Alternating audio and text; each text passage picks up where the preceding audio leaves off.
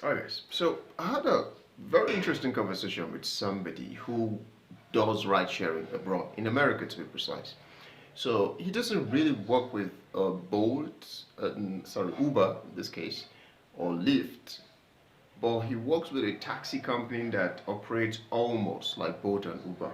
A little bit different, but almost like them. So he broke down for me his earnings. He broke down for me what the commission looks like and what his yearly income looks like. So I think it's an interesting conversation I thought we could have.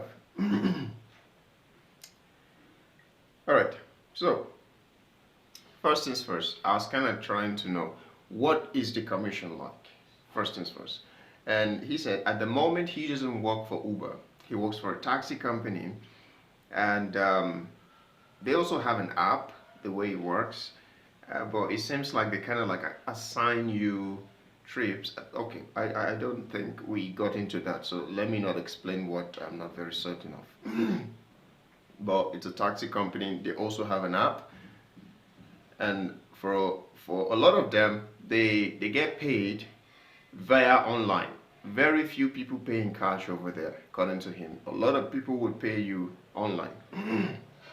So he gave an instance. He said, for instance, last week on the app, he made around $1,600, but the app company paid to him as a net after their own commission 1,300. So they took out $300 as their own commission.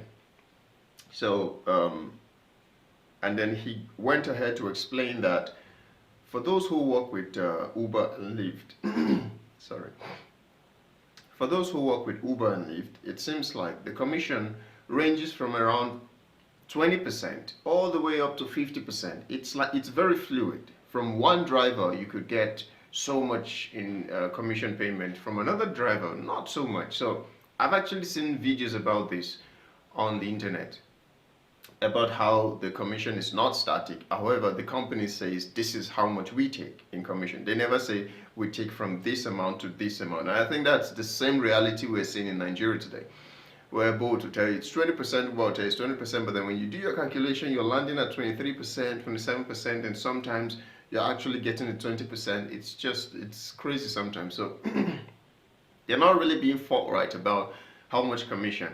But again, I still remember there was a time some kind of should I call it a notification was given by Uber, precisely, where they said that we want to employ a fluid system of commission, wherein they explained this. I would have, I wish that I had saved it.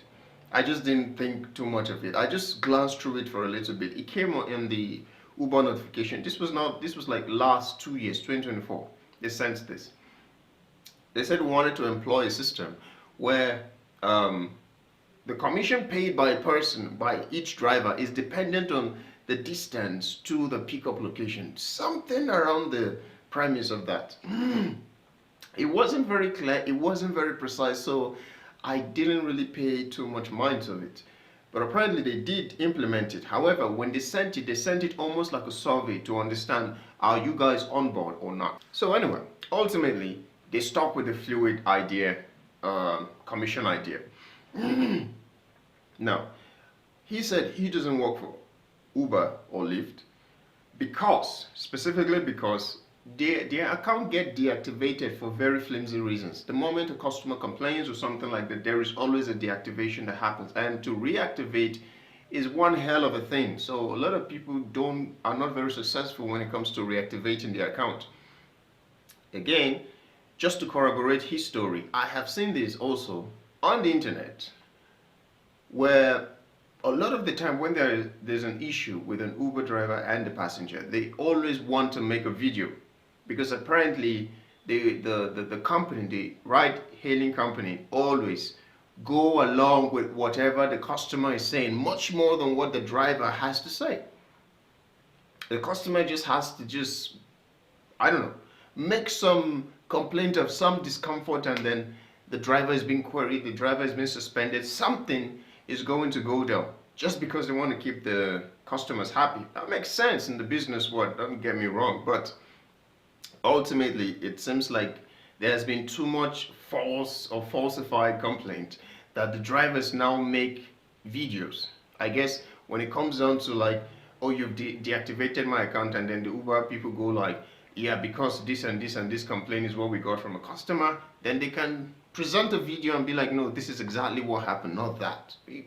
In Lagos, I believe it was Lagos, some Uber guy, I think it was last year, he was complaining that InDrive had deactivated. Was it InDrive now or Boats? Anyway, one of the ride-sharing companies had deactivated him for this similar issue, wherein they got pulled over, or rather he pulled over because he was having a bit of a problem with his car, and then some touts came and he had to pay them, or rather the passengers, the girl, sorry, the passenger he was carrying had to pay some money to them, and afterwards went ahead online to say that the driver was in cahoots with those people just to rip her off.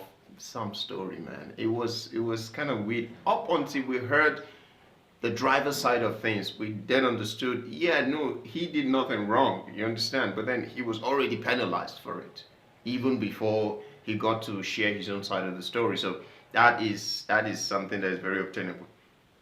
Anyway, let's come back to the information that we were given.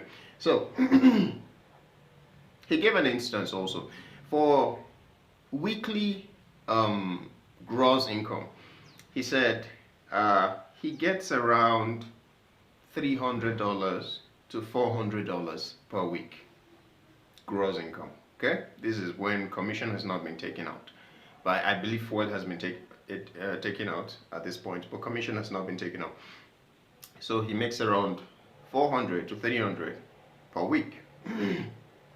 Although when we had this conversation, which was like a few weeks ago, he was like, yeah, it seems like in January people were still, I think this is February, people were still reeling from the expenditures of December. So for that last week he made only $205 for the entire week, mind you. So people were still recovering, but typically speaking he makes around 300 to 400 in a week. Then come to how much he made in a whole year. He actually sent me a screenshot. I'm going to show you as well. According to his bank, depending, judging by what was transferred and everything else he deposited, or maybe by cash, he said he makes somewhere around $88,000 in a year to $90,000. And then he said, for a person who works with Uber and Lyft in America, they make somewhere around 140. They make a little bit more than with these companies that he's working for. The only downside to the Uber guys is that they tend to want to deactivate you almost too easily, and it's kind of hard getting back.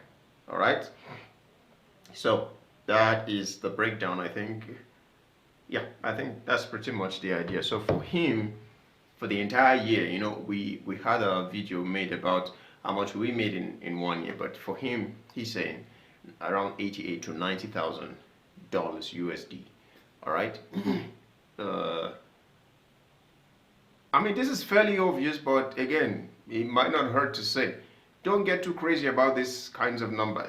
Very good numbers, don't get me wrong, okay? Because over there, you know, there's a stability to the economy. For a Nigerian, $300 in a week is almost like 400,000 naira, if I'm not mistaken. Because a dollar now is around 1.3, so $300 is almost 400. Truly, almost 400. So for a Nigerian, that 300 that he makes in a week, that is for us what we make perhaps in a month.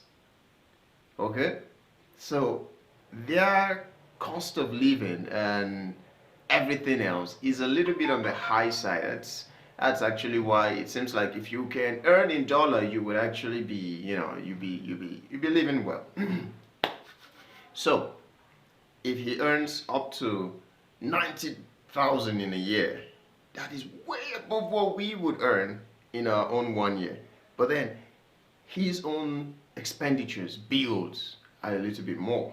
So it makes sense that he makes that much and his profit is still good. His profit is still good. So that, again, this goes without saying, but that's just the reality. So don't get crazy and say, no, it makes more sense to do Uber out there. It makes more sense to do Uber here or whatever. No, I think you should measure, okay? As much as you're getting, how much of it is going out, how much of it goes for bills, how much of it goes for.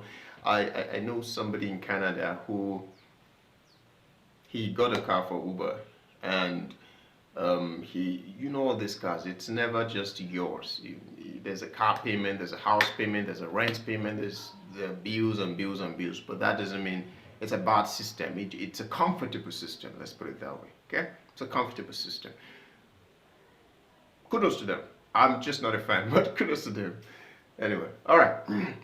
So that's the breakdown for a person who works abroad, and this is how much he makes. So in case you're planning to go abroad, just keep this in mind, like this is how much you may also be making. All right, I'll see you in the next one.